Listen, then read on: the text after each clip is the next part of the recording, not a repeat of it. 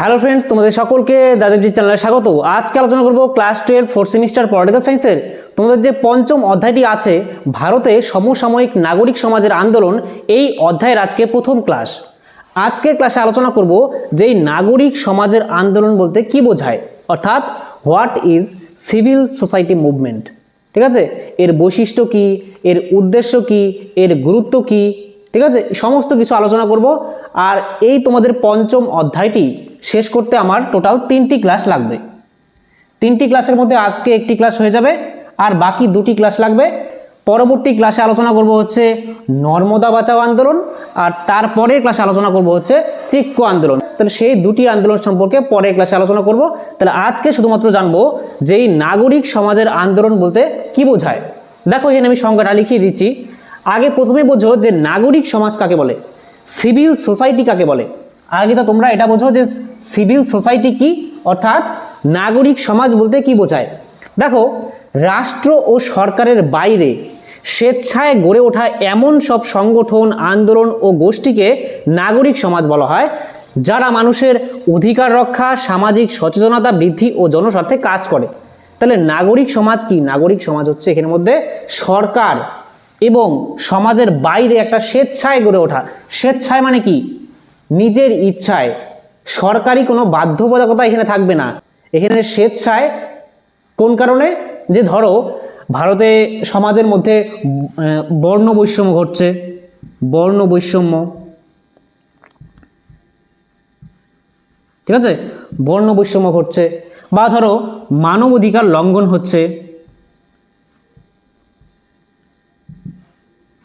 ঠিক আছে, মানব অধিকার লঙ্ঘন ঘটছে, বা এমন ধরো যে পরিবেশের ক্ষতি হচ্ছে, ধরো অরণ্য ধ্বংস করা হচ্ছে, অরণ্য ধ্বংস, ঠিক আছে। এরকম নানা কারণে, সামাজিক হতে পারে, রাজনৈতিক হতে পারে, পরিবেশগত কারণে হতে পারে, এই সমস্ত কারণে কিন্তু এই নাগরিক সমাজ গড়ে ওঠে স্বেচ্ছায়। এখানে জনগণেরা নিজেদের ইচ্ছায় স্বেচ্ছায় তারা অংশগ্রহণ করবে। সেখানে কোথায়? কোনো একটা সংগঠনে অংশগ্রহণ করবে, কোনো একটা আন্দোলনে জনগণ অংশগ্রহণ করবে স্বেচ্ছায়, নিজের ইচ্ছায়, বা কোনো একটা গোষ্ঠীর মধ্যে মানুষেরা কি করবে, যে সেটা কি তো নাগরিক সমাজ বলা হয়। আর তারা কি করবে? সেই নাগরিক সমাজ কি করবে? যে মানুষের অধিকার রক্ষায় কাজ করবে, সামাজিক সচেতনতা বৃদ্ধির জন্য কাজ করবে, আর জনস্বার্থ রক্ষায় কাজ করবে। এবার দেখো যে নাগরিক সমাজ বলতে বোঝা গেল। এবার দেখো যে নাগরিক সমাজের আন্দোলন। তাহলে ভারতে কিন্তু এই আমাদের একটা দেশ হচ্ছে গণতান্ত্রিক দেশ, তাই না?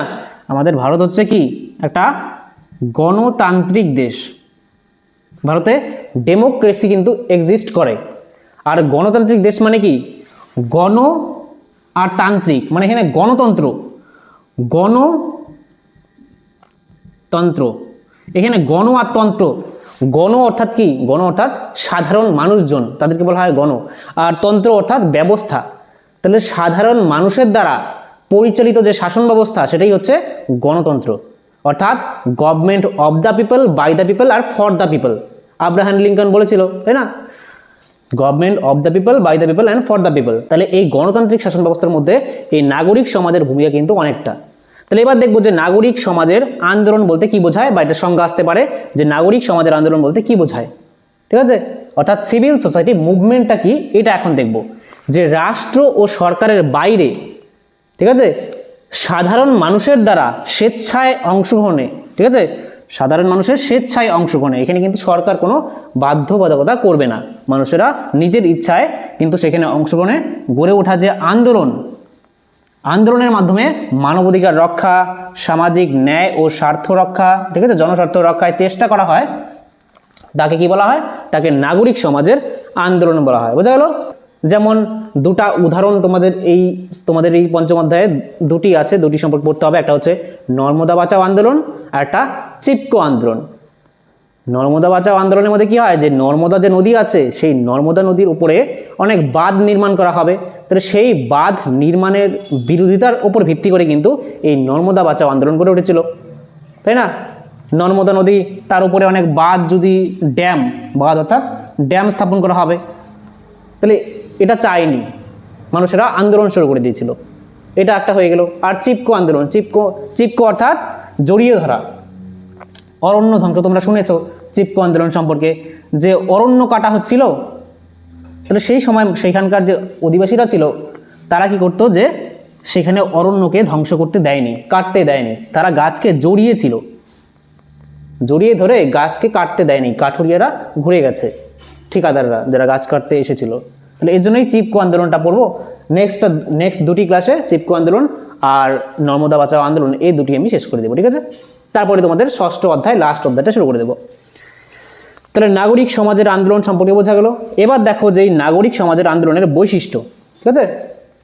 নাগরিক সমাজের আন্দোলন অর্থাৎ এখানে features of civil society movement. First হচ্ছে স্বেচ্ছায় অংশগ্রহণ, তোমাদের 2 মার্কসের আসতে পারে। আর বলে রাখি যে এই তোমাদের পঞ্চম অধ্যায় থেকে একটা 2 মার্কসের কোশ্চেন আসবে আর একটা 4 মার্কসের কোশ্চেন আসবে, ঠিক আছে। পরীক্ষায় 2 মার্কসের 2টি দেওয়া থাকবে, 4 মার্কসেরও 2টি দেওয়া থাকবে, কিন্তু তোমাদের একটা করতে হবে, ঠিক আছে। 2 নম্বরের একটা করতে হবে আর 4 নম্বরের একটা করতে হবে কোশ্চেন। তাহলে এটা কিন্তু 2 মার্কসের জন্য আসতে পারে, যে নাগরিক সমাজের আন্দোলনের দুটি বৈশিষ্ট্য উল্লেখ করো। তাহলে প্রথম হচ্ছে যে স্বেচ্ছায় অংশগ্রহণ, অর্থাৎ নাগরিক সমাজের যে আন্দোলন হয়ে থাকে এখানে কিন্তু মানুষেরা স্বেচ্ছায় অংশগ্রহণ করে থাকে, এখানে সরকারের কোনো বাধ্যবাধকতা থাকে না, ঠিক আছে। সমাজের মধ্যে কোনো বর্ণ বৈষম্য ঘটছে, নাগরিকদের মৌলিক অধিকার ক্ষুণ্ণ হচ্ছে, অরণ্য ধ্বংস হচ্ছে, এছাড়াও পরিবেশ দূষণ ঘটছে, এর জন্য কি করতে পারে, নাগরিক যে সমাজ আছে, সিভিল সোসাইটি যে আছে, তারা একটা মুভমেন্ট চালু করতে পারে, অর্থাৎ তারা আন্দোলন শুরু করতে পারে। আর তার দ্বারা কি হবে, তার দ্বারা সরকার যদি তার কাজে ব্যাহত হয় তাহলে সরকারকে জবাবদিহি করতে হবে, তাই না, সরকার কি কাজ করছে। তাহলে এটা কিন্তু নাগরিক সমাজের আন্দোলনের একটা বৈশিষ্ট্য, যে এখানে স্বেচ্ছায় অংশগ্রহণ করা হয়, মানুষেরা এখানে স্বেচ্ছায় অংশগ্রহণ করে থাকে। নেক্সট বৈশিষ্ট্য হচ্ছে যে অহিংস ও গণতান্ত্রিক।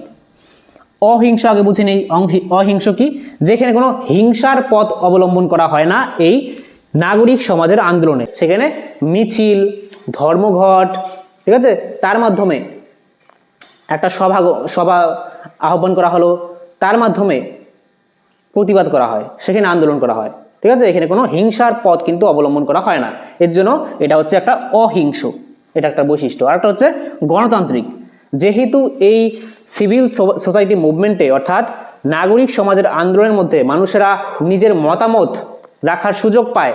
একটা গণতান্ত্রিক দেশ মানে কি, গণতান্ত্রিক দেশ মানে আগে বললাম গণতন্ত্র, গণ অর্থাৎ জনগণ, তন্ত্র অর্থাৎ ব্যবস্থা। তাহলে জনগণের দ্বারা আর কি পরিচালিত যে শাসন ব্যবস্থা, সেটাই হচ্ছে গণতান্ত্রিক শাসন ব্যবস্থা। তাহলে আমাদের দেশে গণতান্ত্রিক শাসন ব্যবস্থা এক্সিস্ট করে, অর্থাৎ মানুষের দ্বারা কিন্তু পরিচালিত হচ্ছে সরকার, অর্থাৎ মানুষের ভোটে সরকার নির্বাচিত হয় মন্ত্রীরা, তারপরে সেই মন্ত্রীরা দেশকে পরিচালনা করে। তাহলে এই গণতান্ত্রিক দেশের মধ্যে মানুষের মতামত প্রকাশের অধিকার থাকবে, মানুষের বাক স্বাধীনতা থাকবে, তাই না। তাহলে যেহেতু তাহলে এটাই একটা মাধ্যম, মানুষের মতামত প্রকাশের একটা মাধ্যম হিসাবে কিন্তু এই গণতান্ত্রিক ব্যবস্থাকে আরো শক্তিশালী করে থাকে, ঠিক আছে, এই নাগরিক সমাজের আন্দোলন। নেক্সট হচ্ছে উদ্দেশ্য, যে এই নাগরিক সমাজের আন্দোলনের মূল উদ্দেশ্য কি, অবজেক্টিভসটা কি। ফার্স্ট হচ্ছে যে নাগরিক অধিকার রক্ষা, নাগরিকদের যে অধিকার আছে, তাদের যে রাইটস আছে, সেটাকে প্রোটেক্ট করা প্রধান উদ্দেশ্য। ধরো সমাজের মধ্যে বর্ণ বৈষম্য ঘটছে, তাহলে সেই বর্ণ বৈষম্যের বিরুদ্ধে সোচ্চার হবে, আন্দোলন গড়ে তোলা হবে, আর তার মাধ্যমে তাদের যাতে রাইটস, তাদের যাতে অধিকার, সেটা যাতে ক্ষুণ্ণ না হয় তার জন্য প্রতিবাদ জানানো হবে, ঠিক আছে। এটা হচ্ছে ফার্স্ট। নেক্সট হচ্ছে সামাজিক ন্যায় প্রতিষ্ঠা। সমাজে যদি অন্যায় হয়, মানুষজনের যদি অধিকার লঙ্ঘিত হয়, তাহলে সেই অন্যায়ের বিরুদ্ধে কিন্তু এই নাগরিক সমাজ আন্দোলন গড়ে তুলতে পারে, এটা তার মূল উদ্দেশ্য, ঠিক আছে। তাহলে এই হয়ে গেল উদ্দেশ্য। আর বলি, বর্তমানে কিন্তু দেখো যে আরাবল্লী যে পর্বত আছে, সেই আরাবল্লী পর্বতেও কিন্তু এখন দেখা যাচ্ছে যে সুপ্রিম কোর্ট একটা রায় দিয়েছে যে আরাবল্লী পর্বত 100 মিটার, ঠিক আছে। আরাবল্লী পর্বত ভারত, ধরো এখানে,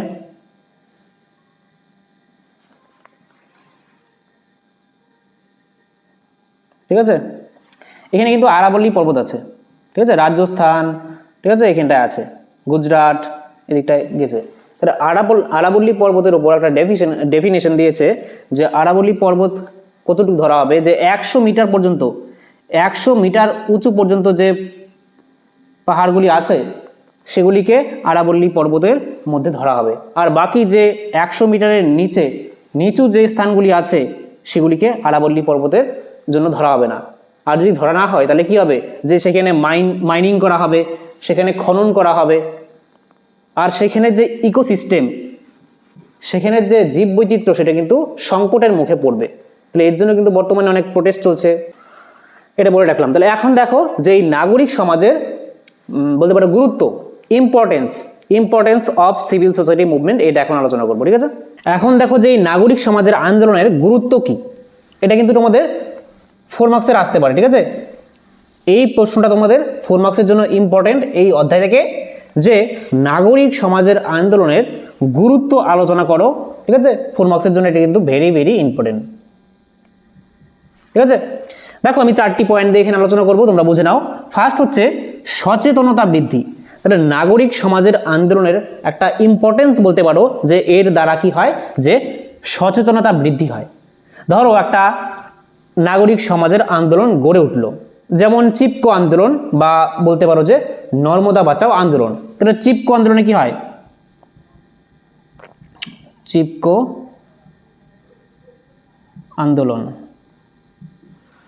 সেখানে অরণ্যকে প্রোটেক্ট করার জন্য, গাছকে কাটতে না দেওয়ার জন্য কিন্তু সেখানের মধ্যে কি হয়, যে আন্দোলন গড়ে উঠেছিল, সেটা একটা নাগরিক সমাজের আন্দোলন, তাই না? তাহলে সেখানে যে চিপকো আন্দোলন গড়ে উঠেছিল তার দ্বারা কি হয়েছে, সেখানের মানুষেরা সচেতন হয়েছে, তারা পরিবেশের সম্পর্কে আরো জ্ঞান পেয়েছে। সেখানে যখন আন্দোলন হয় তাহলে তার দ্বারা কি হবে, সেইখানের যেই সকল মানুষেরা অরণ্য সম্পর্কে, অরণ্যের যে গুরুত্ব, তার যে ইম্পর্টেন্স, সেটা সম্পর্কে যদি সচেতনতা না থাকে, আন্দোলনের মাধ্যমে জনগণের মধ্যে কিন্তু তার সচেতনতা ছড়িয়ে যাবে, যে অরণ্যের ইম্পর্টেন্সটা কি, বন জঙ্গলের গুরুত্বটা কি মানুষের বেঁচে থাকার জন্য, তাই না? অরণ্য থেকে আমরা কি কি পাই, তাহলে এর সম্পর্কে কিন্তু আমরা জানতে পারি, তাই না? মানুষ সচেতন হবে, সাধারণ মানুষেরা। তাহলে এই সচেতনতা বৃদ্ধি শুধুমাত্র যে অরণ্য রক্ষার জন্য এটা না, সামাজিক ক্ষেত্রে, রাজনৈতিক ক্ষেত্রে, পরিবেশগত দিক থেকে, সব দিক থেকে মানুষ কিন্তু কি হয়, যে সচেতন হয় এই নাগরিক সমাজের আন্দোলনের মাধ্যমে। কোনো একটা আন্দোলন শুরু হয়ে গেল, এখন সেই আন্দোলন সম্পর্কে সবাই জানবে যে এখানে কিসের জন্য আন্দোলন হচ্ছে, সেটা সম্পর্কে মানুষ জানার চেষ্টা করবে, তার দ্বারা মানুষ সচেতন হবে, এটা একটা গুরুত্ব। নেক্সট গুরুত্ব হচ্ছে নাগরিকদের সক্রিয় অংশগ্রহণ। তাহলে এখানে নাগরিকরা কিন্তু এই নাগরিক সমাজের আন্দোলনে সক্রিয় অংশগ্রহণ করে থাকে, প্রেরণা যোগায় মানুষকে যে আন্দোলনের সঙ্গে যুক্ত হতে, তাই না? নেক্সট হচ্ছে নাগরিক অধিকার রক্ষা। তাহলে যখনই সমাজের মধ্যে, একটা দেশের মধ্যে নাগরিকের অধিকার ক্ষুণ্ণ হবে সরকারের কোনো নীতির কারণে বা যে কোনো কারণে, তখন কিন্তু সেই নাগরিক সমাজের আন্দোলন গড়ে তোলা হবে, আর তার মাধ্যমে কী করা হবে, যে নিজেদের যে রাইটস সে রক্ষার জন্য কিন্তু দাবি তোলা হবে, তাই না? কাজ করা হবে, এটা একটা গুরুত্ব। তারপরে হচ্ছে গণতন্ত্রকে শক্তিশালী করা। তাহলে এই যে নাগরিক সমাজের আন্দোলন, এটা গণতন্ত্রকে শক্তিশালী করে, তাই না? আমি বারবার বলছি যে গণতন্ত্র কি, গণতন্ত্র হচ্ছে সেখানে মানুষের দ্বারা পরিচালিত যে শাসন ব্যবস্থা, তাই না? জনগণ তো মেন একটা গণতান্ত্রিক শাসন ব্যবস্থার মধ্যে। জনগণকে খুশি রেখে কিন্তু সরকার কাজ করবে, এমন না যে জনগণের কথা মানবে না। জনগণের জন্যই সরকার কিন্তু গঠিত হয়েছে, জনগণকে, একটা দেশকে ভালোমতো পরিচালনা করার জন্য, তাই না? জনগণই ভোটের মাধ্যমে সরকারকে নির্বাচিত করে থাকে, এমন না যে সেখানে ডিক্টেটর আছে, কোনো রাজা আছে বংশ পরম্পরায় চলছে, এমন কিন্তু বর্তমানে না। এখন কিন্তু গণতান্ত্রিক দেশ, অর্থাৎ ভোটের মাধ্যমে মানুষের দ্বারা নির্বাচিত হয়ে কিন্তু তারা সেখানে কাজ করছে। তাহলে তারা যদি, সরকার যদি কোনো ভুল স্টেপ নেয় বা কোনো ভুল নীতি গ্রহণ করে, তার দ্বারা যদি মানুষের কোনো মানবাধিকার লঙ্ঘিত হয়, পরিবেশের যদি ক্ষতি হয়, তাহলে কিন্তু এই নাগরিক সমাজের আন্দোলন এটা একটা বড় গুরুত্বপূর্ণ ভূমিকা পালন করে থাকে এই মানবাধিকার লঙ্ঘনকে প্রোটেক্ট করার জন্য, মানবাধিকারকে রক্ষা করার জন্য, পরিবেশকে রক্ষা করার জন্য। ঠিক আছে, তাহলে এটা কিন্তু গণতন্ত্রকে শক্তিশালী করে। তাহলে এই হয়ে গেল নাগরিক সমাজের আন্দোলনের গুরুত্ব বা ইম্পর্টেন্স। ঠিক আছে, তাহলে আজকের ক্লাসটি এখানেই শেষ করছি। নেক্সট ক্লাসে আমরা আলোচনা করব নর্মদা বাঁচাও আন্দোলন সম্পর্কে। ঠিক আছে, তাহলে আজকের ক্লাসটি তোমাদের কেমন লাগলো তোমরা কমেন্ট বক্সে আমাকে অবশ্যই লিখে জানাবে, আর এই ক্লাসটি তোমাদের বন্ধুদের সঙ্গে প্রচুর পরিমাণে শেয়ার করো যাতে তারা উপকৃত হয়। তাহলে দেখা হচ্ছে নেক্সট ক্লাসে, ততক্ষণের জন্য বাই।